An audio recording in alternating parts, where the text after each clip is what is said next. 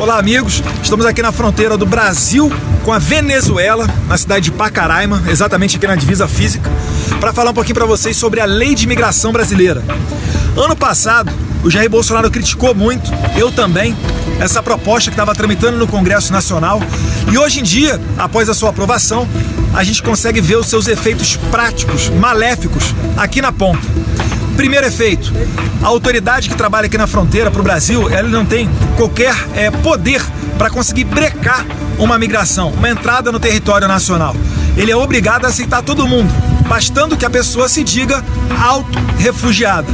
Segundo ponto, é uma lei que dá benefícios assistencialistas aos estrangeiros, como se nós brasileiros tivéssemos a obrigação de ser provedores do mundo inteiro. Então, quando o estrangeiro chega no Brasil, ele recebe alguns benefícios assistencialistas, algumas bolsas.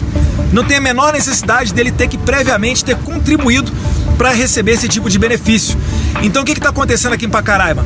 O pessoal sai da Venezuela, entra aqui para ter o filho, só para que o filho nasça brasileiro e passa a ter direito ao Bolsa Família. Então é um atrativo para que essas pessoas venham para cá. Não que elas não sejam bem-vindas, elas são bem-vindas, mas a gente também tem aqui muito brasileiro passando necessidade e que o cobertor é muito curto. Então é olhar com mais carinho ao brasileiro. Depois que a gente resolver o problema dos brasileiros, aí a gente pode começar a ter mais condições de resolver o problema dos nossos vizinhos. Só para finalizar, ontem visitamos uma UTI neonatal. Dos 46 recém-nascidos que estavam lá sendo assistidos, 40 eram venezuelanos. Uma autoridade local aqui de Pacaraima também disse que tem sala de aula com 37 alunos, onde 30 são venezuelanos. E o brasileiro, onde é que fica nisso tudo? Então é mais ou menos por aí, pessoal. Um abraço, fiquem com Deus.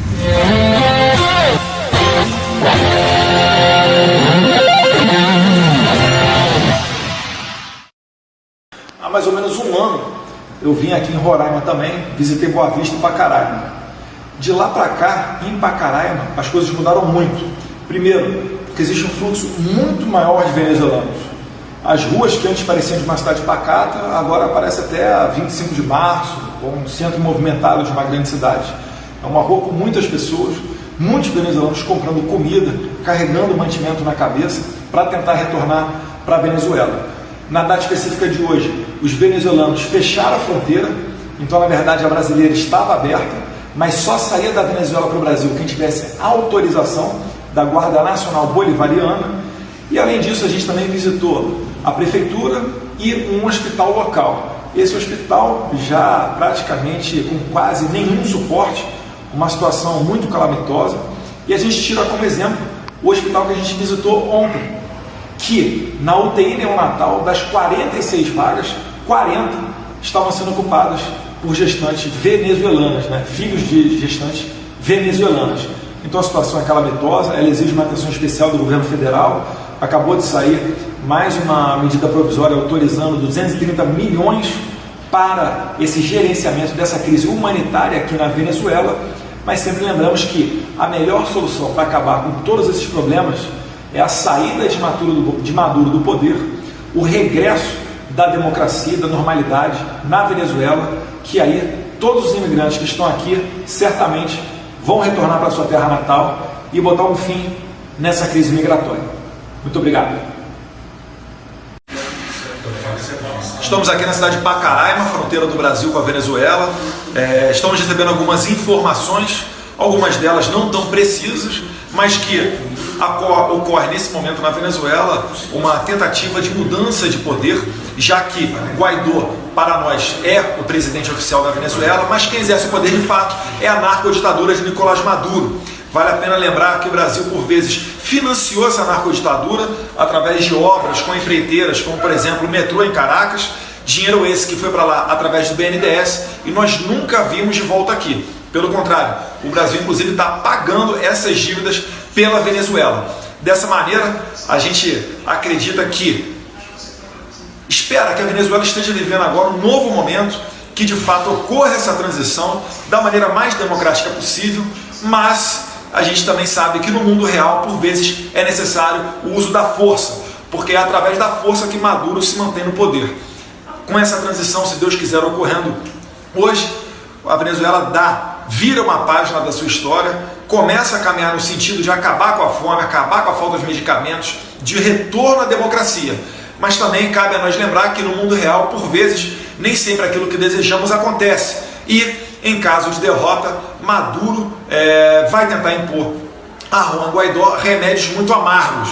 Vale a pena também lembrarmos que os Estados Unidos, através do seu secretário John Bolton e também declarações de Mike Pompeo, já disse que Guaidó está sob a proteção norte-americana. Então vamos aguardar para ter as informações mais precisas, mas aqui na torcida de que Juan Guaidó realmente passe a exercer o poder de fato na Venezuela e a gente caminhe para um regime democrático, não ditatorial. Senhor presidente, no começo da crise, eu tenho certeza, né? Eu tive a oportunidade de algumas vezes lá em Roraima, ou Roraima, né? Como o pessoal fala. Tomei um puxão de orelha uma vez lá que a gente estava falando, lá o pessoal, Roraima! É uma sotaque de carioca. Mas E eu tenho certeza que no começo dessa crise, a população local ela fez o máximo possível para acolher esses venezuelanos que estavam fugindo da fome, da falta de medicamentos, da perseguição política, das mortes, do aumento da criminalidade, enfim, de tudo aquilo proporcionado pela narcoditadura de Maduro. Só que depois de um tempo, é humanamente impossível, salvo engano aqui, em torno de 400 mil habitantes que tem Boa Vista, em torno de 400, conseguir dar conta de absorver tanta gente chegando. E ainda mais agora, prezado deputado Medeiros, que o Maduro, o que ele faz? Ele pega ônibus com presidiários, chega na fronteira, solta e bota a galera para entrar aqui. Eles já estão acostumados com a vida do crime, não é aí que eles vão tomar jeito. Ou seja, entram no território nacional para delinquir. Então ele está exportando a revolução, dita o bolivarianismo do século XXI, para o território brasileiro. Pois bem, o que eu fico irritado é que mesmo morando em São Paulo e em Brasília, eu vejo as notícias chegando falando o seguinte: aumento da xenofobia, os brasileiros não conseguem acolher os venezuelanos. Eu fico assim, pelo amor de Deus, será que eles esperam que o povo de Roraima bata palmas para as pessoas que estão chegando lá? E muitas das vezes, muitos deles chegam lá e trabalham, mas nem todos conseguem. E por vezes chegam lá e roubam, causam homicídios, espancam comerciantes, aí dá aquele problema todo que teve em Pacaraima recentemente, aí quebra pau, couro come lá com os venezuelanos, tentam expulsar para o lado de lá da fronteira. Então não fazem uma análise séria e um papel importantíssimo que tem a imprensa. Eu já vi alguns documentários, mas muito pouco chega à pauta de um Fantástico ou de um SBT. Eu acho que poderia vir mais, né? Essa é uma crítica que eu faço, que poderia estar mais em foco, porque a situação é muito calamitosa. Quando eu fui lá no passado com o Nicolete, então PRF naquela época, a gente percorreu ali os 200 quilômetros que separam Boa Vista de Pacaraima na fronteira. Esses 200 quilômetros, o que os venezuelanos fazem? Eles não têm lá $10 para comprar a condução, então eles vão caminhando. São 3 dias de caminhada, normalmente só aguenta fazer aquilo dali homens em torno de 20 aos 30 anos, que vêm para o Brasil para trabalhar, para mandar dinheiro para a família. E sempre quando você para com eles e conversa, botei vários vídeos no YouTube, quem tiver curiosidade estão lá disponíveis, eles falam: a gente está saindo porque a gente já via que ia morrer. Não tem mais gato para comer, eu estava vendo criança comer cachorro de rua, eu não queria que meu filho fosse o próximo. Então eu estou arriscando tudo para atravessar a fronteira para tentar uma vida melhor. Então ali já ultrapassou em muito de questão ideológica. Ali é questão de humanidade mesmo. Eu tenho certeza que se os Estados Unidos, Chile ou qualquer país da Europa estivesse vivendo uma crise semelhante, independentemente do governo ser de direita ou de esquerda, nós estaríamos aqui. É por isso que eu falo, e não generalizo todos da esquerda não, porque tem gente que já critica o governo de Maduro. Antes tarde do que nunca, né? Mas assim, é impressionante, é uma doença mental ainda querer defender esse tipo de coisa. Tem um livro que eu virei fã dele, do Leonardo Coutinho. Ele escreveu um livro, Hugo Chávez, o Espectro. Quem lê esse livro, e ele é curtinho, tem 150, 60 páginas, ele narra ali todo o envolvimento do regime de Chávez e Maduro com o terrorismo do Hezbollah, com o narcotráfico das Farc e tudo que há de pior no mundo. Então engana-se o brasileiro que acha que aqui no Brasil a gente não tem terrorismo. Está na hora de se atualizar um pouquinho, porque é um problema muito sério. E delegado Pablo, Vossa Excelência é delegado federal, com certeza tem noção do que eu vou falar aqui agora. Outro dia, fui viajar, passei por Guarulhos. Aí veio uma funcionária de uma companhia aérea, não vem ao caso falar com a companhia aérea, mas ela falou o seguinte: Eduardo, a gente está tendo um problema aqui em Guarulhos que às vezes chegam aviões com dezenas de pessoas, normalmente voos vindos da África, poderiam vir de qualquer lugar do mundo, mas normalmente estão vindo da África, e as pessoas já chegam aqui só falando não sabe falar nada em português, você vai falar auto-refugiado, e tem a petição de auto-refúgio no smartphone dele.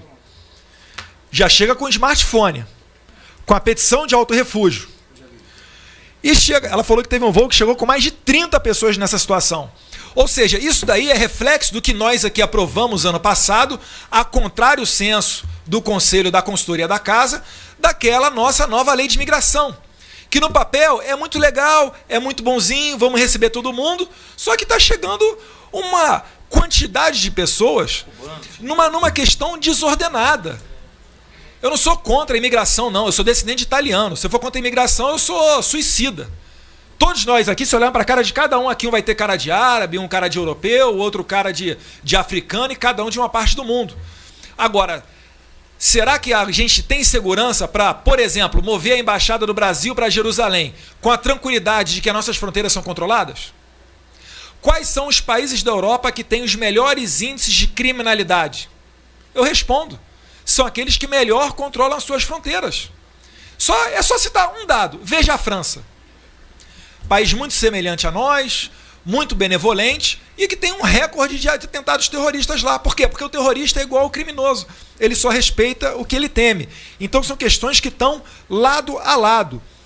Além disso, prezado Medeiros, eu não sabia, tinha uma plaquinha do BNDES lá em uma das obras, quando o senhor visitou lá a Venezuela. Era um outdoor. Era um outdoor? Pois bem, me permita aqui ler 2 parágrafos de uma matéria muito interessante do jornal A Gazeta do Povo. São 2 parágrafos só. Venezuela, Cuba e Moçambique somam 1,7 bilhão em dívidas atrasadas com o BNDES. Financiamentos têm garantia do Tesouro Nacional, leia-se, dinheiro nosso aqui do contribuinte.